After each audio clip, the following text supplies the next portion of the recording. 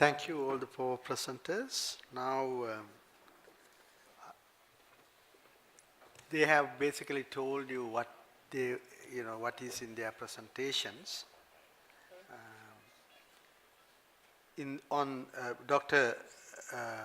Mary Ann was telling us about the link between Australia and Sri Lanka from geopolitical point of view, the links between a medium and a small powers, how it is happening. Professor Renilson was telling us about the three scenarios regarding the establishment of a defense science and technology center in Sri Lanka with KDU as one. On the story of Pakistan, the Major General Shamis basically told us the story. Underlying theme is be careful who your friends are. They can turn their back on you. The last one is the autonomous shipping, the human element of autonomous shipping. After seeing the very last slide, I think the most autonomous shipping would be the one where everything is controlled by humans. Open for discussion. Please identify yourself with the name and then direct the question to who you want to. Yes, please. The microphone is on the way. Wait for the microphone.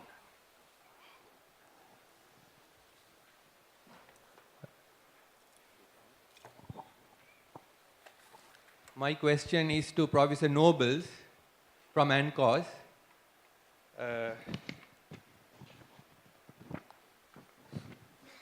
The question is, how should small powers in the Indian Ocean region deal with major power competition in the Indian Ocean region? How should small powers in the Indian Ocean region deal with major power competition in the Indian Ocean region?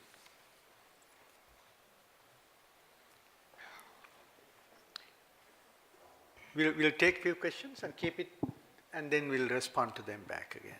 Any other questions?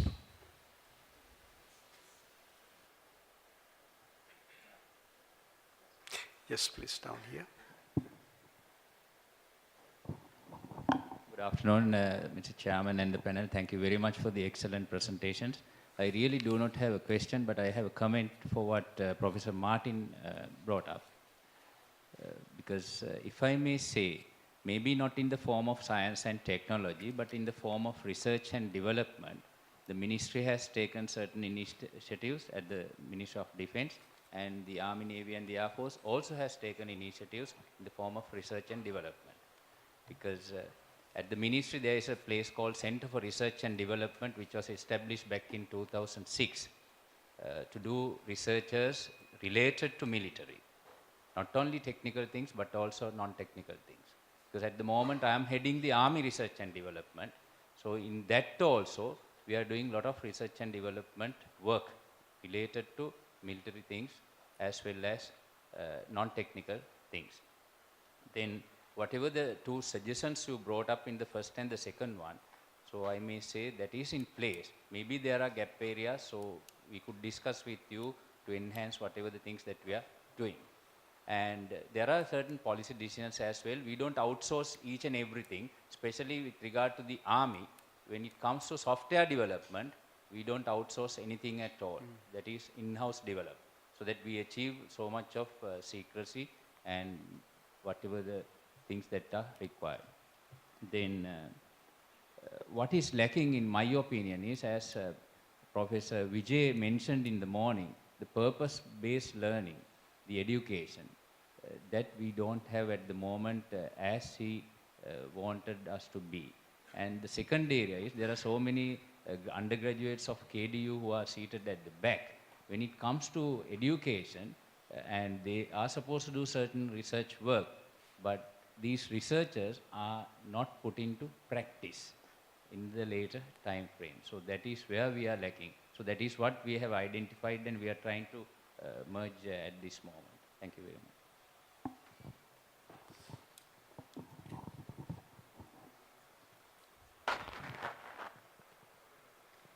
Well, until you can think of a question, maybe we could ask Marianne. You want to respond to that? Yeah.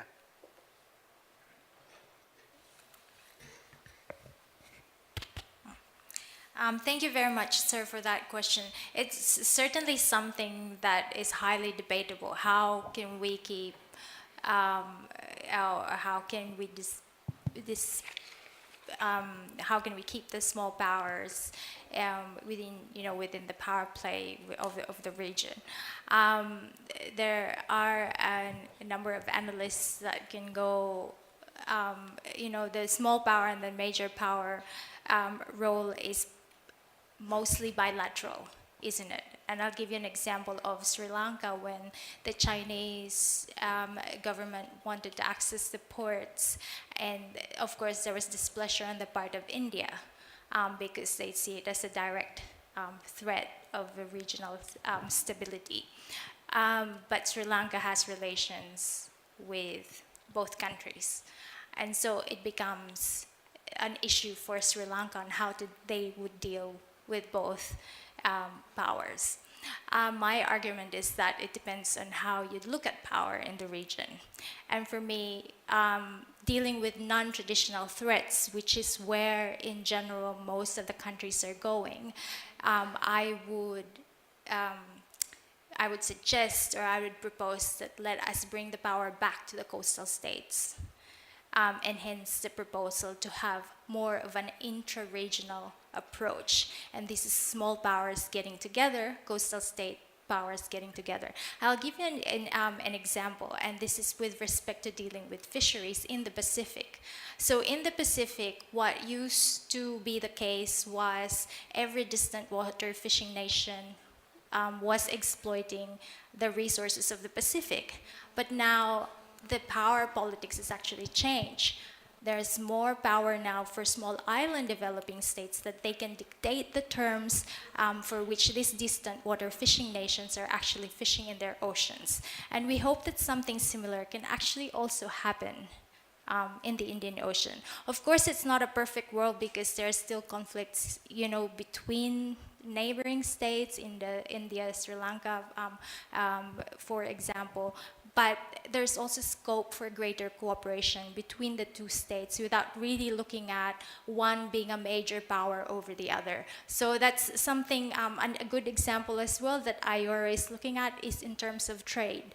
Every time we think of trade, we look at the trade of Sri Lanka with the US, trade of Sri Lanka with the European Union, trade of Sri Lanka with other countries, but never intra-regional trade. And if you compare the trade within the region as compared to the trade outside the region, we are on negative, basically on a negative balance. We import more than we export. And yet there's nothing left for our domestic trade. So the goal now of regional organizations is to have that more inward-looking perspective. We trade within, so liberalization of trade within, at least within the sub-region, say within the SAARC, and hopefully that brings the power back to the literal states of the region. So that's just sort of like, one of the thinkings and my idea on how we can address sort of that power play between major states and smaller states in the region.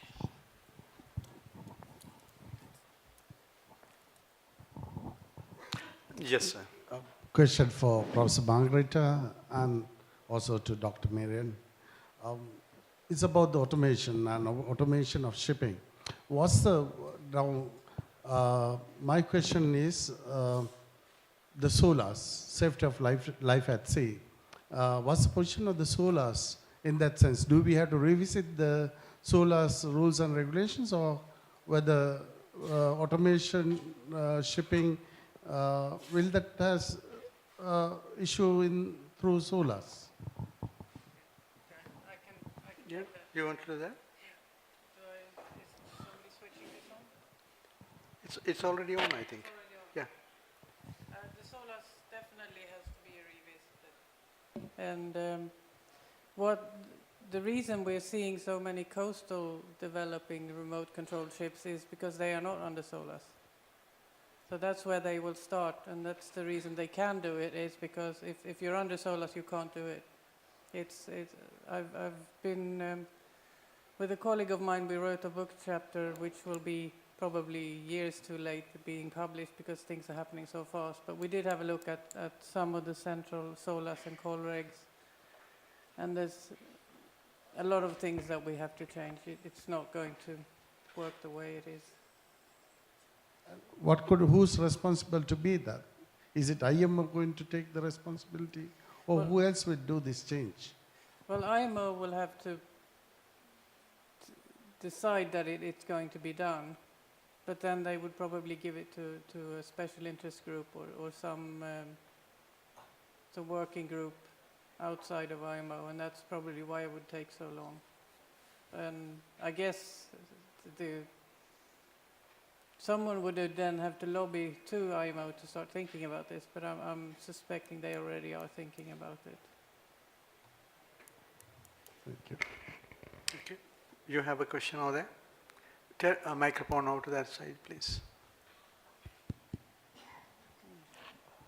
Thank you, Mr. Chair, for giving me the opportunity to ask question. If you allow, I will ask two questions. One to Dr. Marian Palma and one to General Salik. Let me deal the first to General Salik. You have very rightly said that the OBOR, the One Belt, One Road concept of the China, which of course they call now Belt and Road Initiative, they don't call OBOR anymore. This is definitely a game changer, economic game changer, and we also firmly believe that this is a game changer. But when we have a problem in understanding or believing it for a country like India, which is a very, very big country in terms of population size and economy, when they are not coming forward, what should the other neighboring countries like Pakistan and Bangladesh should do to make the Indian understand and the reality or the benefit of the concept? This is a small question to you. I hope you have understood my question. And can I just finish my second question to Dr. Mann? You have said that, it's a repetition almost, that you said that the small states, they tend to give more focus to the major powers and the extra-regional powers rather than giving emphasis to the electoral states. So my simple question is, does those small states have any choice other than that? Just a small question. Thank you. Yes, please. You want to respond, please? If I've correctly understood your question, sir, is it related to how to bring other countries on board?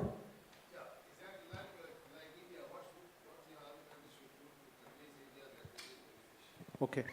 Now, the basic problems that we are facing with India is due to political injustices that we are, I've already mentioned about Kashmir, that it's an unfinished agenda of the partition, and that is why we have, that is the core issue. And besides that, there are numerous other issues. Now, as far as coming of other countries on board in the OBOR or BRI, as they lately say, as Belt Road Initiative, I think it is for every country to take up their own decision. But they will be drawn in by the dividends of cooperation. Once they realize that those who are cooperating, they are getting greater dividends rather than being out of this complete cooperative initiative. So only then I think they will be able to join this or come on the board. If the world powers play a positive role and these core issues between Pakistan and India are resolved, I think then there will be greater possibility of them coming on board. Thank you very much. Thank you for that question, sir. Before I move on to that question, I think the Admiral also wanted me to respond on the legal framework for the autonomous shipping, and I think it's actually quite a very interesting, area studying. I agree with the professor that may take a very, very long time before a legal framework can be set in place, because the premise of the IMO is that there is more than 90% human error in shipping, and therefore that's how they regulate it through those regulations. But I think to begin with, SOLAS applies to, I think, vessels of 300 gross tonnage and more, and it doesn't apply generally to fishing vessels. So maybe they will start from that, from that premise, and so the autonomous shipping would be of a lesser volume, than the 300 gross tons. And also, if we remember, when they were developing the long-range information and tracking, that is considered a maritime security issue. They could not place it within the IMO framework, because IMO framework is mainly for the safety of navigation, unless they place it, and as a result, they place it under Chapter 5, which is safety of navigation. So, I'm guessing that without the discussion of the autonomous shipping, then we would also have to address that issue of safety, but also of maritime security. And so we can start looking at each of the regulations in place, whether or not they can apply to vessels that are actually unmanned. But what they say in space, every time you send Matt Damon in space, you spend more money trying to get him back. So is it going to be the same, though? And I think it boils down again to the cost, not just the cost of the actual technology, but the cost of having to frame the legal framework to apply to autonomous shipping. So that going back to the smaller states, if there is an option, I think for other areas there is an option. I'd like to be very positive. When we look at things for smaller states. It's happening in Africa, it's happening in the Pacific. I think for smaller states, knowing the value of the resources puts us in a position of power to negotiate. Resources are running out for European states, for the US, for Japan, and these are actually your extra-regional powers. Sometimes you look at them as extra-regional powers. And so in terms of trade of natural resources, smaller states with untapped resources are in a more powerful position to negotiate. And then it just becomes a question of who you want to negotiate with. So I think there is a lot of scope there for smaller states. Do we have a choice? I think we always have a choice, and that's why I suggest that getting together as smaller states in a sub-regional level will give us a bit more leverage, with respect or in reference to major powers. Yes, please. Hi, I'm a lecturer from KDU. My question goes to Professor Martin. Thank you, sir. Thank you very much for your presentation. And I would like to ask the questions based on the thing that related to Sri Lanka. The defense science and technology, which you have elaborated into the small country, and you have more or less put the case study to Sri Lanka, how it can be more imperative in terms of strengthening this defense science and technology. And also you have categorically mentioned even KDU can be a great thing, a great place in terms of this purpose. My questions during your presentation, I would like to see more or less like the significant part of establishment of this defense science and technology, which I didn't really see what you are really mean. And also we are like Sri Lanka, thinking about defense science and technology is quite expensive. That's quite understandable. And I would like to see what are the important elements that you may say that Sri Lanka could make concern out of this, because when it comes to defense science and technology, we are not really looking into rocket science, in fact, or we are not even looking into submarines or nuclear. But within our capacity, what would be the real, benchmark that we can look into that. That I want to see. Thank you. Thanks very much for the question. It's not really a question I feel particularly able to answer, to tell you what needs to be done in Sri Lanka and what can be done in Sri Lanka. I think one of the points I was wanting to make is that you need to think about what aspects, and if there are aspects that can be covered by the commercial sector in Sri Lanka, maybe you ought to try and partner with the commercial sector in Sri Lanka. If there are other aspects where you feel that's not the case, then you need to decide just how you're going to do it within Sri Lanka, within the defence. And that may be set up a new organisation, and I think we were hearing before there's one in the Air Force and one in the Army. It may be that you would want to set up something like that for the Navy as well, or it may be that you want to make more use of the existing resources at KDU. And I'm not familiar enough about what resources there are at KDU that you could make use of. But there is a research culture there which you would help with the education as well, element. So I'm sorry I'm not really answering your question very well, but I think it is important to see what's done already in the commercial sector and not duplicate that, and only do what you need for defence within Sri Lanka. Thank you. We will take the last question now. Okay, thank you very much. I'm Commodore Bilal Abdul Nasir from Pakistan Navy, and some very thought-provoking ideas and from all the panel members. And I have a question to Dr. Rubbles. You have talked about the great potential that Sri Lanka is having in the maritime domain and the type of cooperation that it can have with the smaller powers as well as the bigger, and I would like to correlate it to something which my friend from Bangladesh has said about bringing in some other countries into the BRI initiative, BR initiative. So with the Hambantota port project coming up, how can we have this sort of cooperation once Pakistan is also developing its Gwadar port and the CPEC project? So how do you see the prospects of Sri Lanka, Pakistan and China cooperating in this regard? Thank you.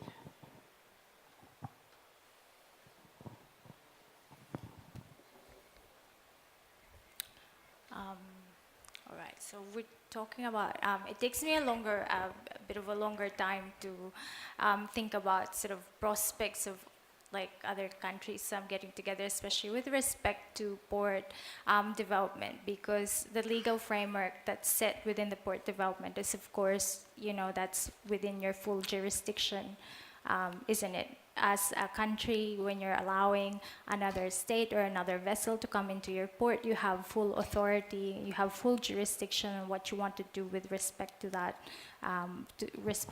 vessel. And so I suppose we can divide the issues into two. I think the question with Sri Lanka letting in the Navy, a naval vessel of China into its port, it's different from a port development opportunity that may arise between Pakistan and China. Again, it could be the same. It depends on what the port is for. A port could be for container shipping. A port can also be for bilateral sort of exercises that would allow naval exchanges. And I think the other one is more political than the other, and the other is more economic. And therefore, anything that is economic tends to be more acceptable, between countries. Anything that relates directly to probably a potential security issue or a political related issue, such as a naval vessel coming into your port that it's from outside the region that may project or may threaten another power, then that, of course, is that's a separate issue. Sort of altogether. I think what I'm trying to arrive at is more of the maritime trade and commerce that is not only dependent on Sri Lanka having the port development, but Bangladesh as well, and also with Pakistan. And then you can create that link, which is already existing. For example, the maritime silk trade route, it's already existing. It's just how it's going to be developed more, that has similar technology, that you know that when you come or call into someone's port, there is efficiency equivalent to a Bangladesh calling into a Sri Lankan port or to another country's port. So I think, so as I said, the issue may not necessarily be whether or not,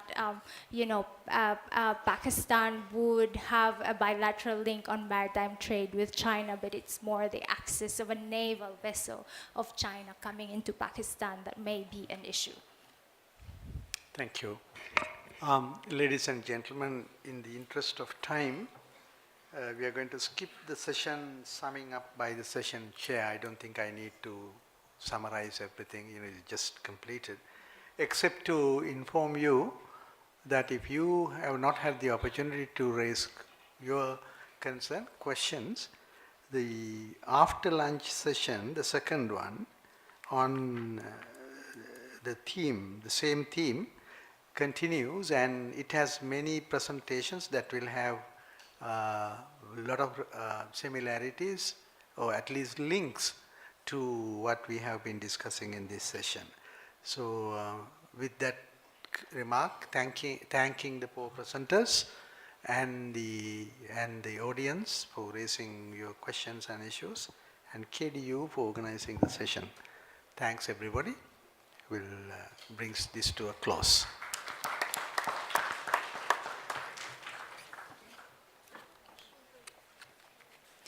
Ladies and gentlemen, with that we have reached the end of the plenary session. To express our sincere thanks to the presenters for their contribution, and I would like to invite onto the stage our Vice Chancellor, Rear Admiral Jagat Rana Singha, to present certificates and tokens of appreciation to the presenters of this session.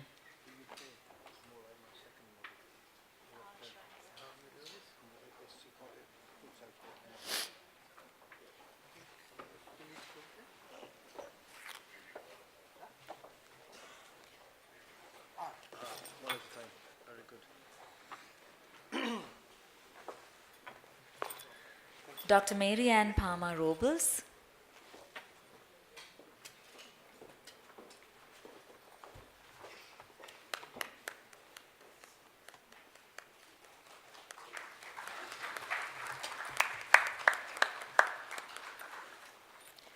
Professor Martin Renelson.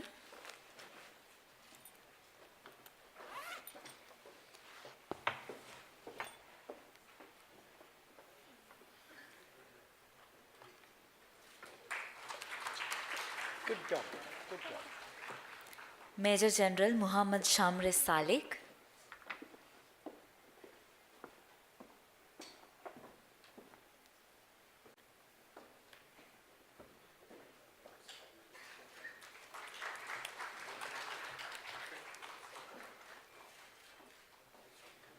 Professor Margareta Lutzhoft.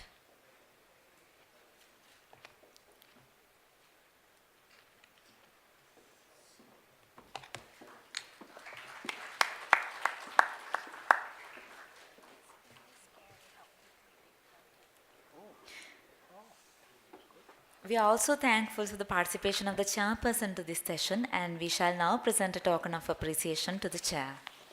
Professor Shanta Hinanayaka, Senior Professor of Geography, University of Peradeniya.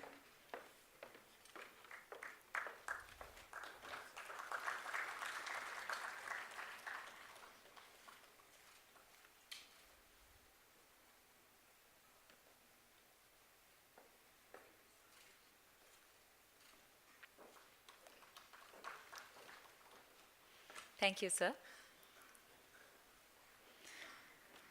Ladies and gentlemen, all of you are invited for lunch, which will be served at 3 locations. VIP guests will be served at the clubhouse, and all other participants are requested to proceed to either the cadet mess or the cafeteria within KDU premises. Please note that a shuttle service is available to all these locations. And we kindly request you to be back at this venue by 2:50 for the second plenary session. so that we can make full use of the time available to us. Thank you.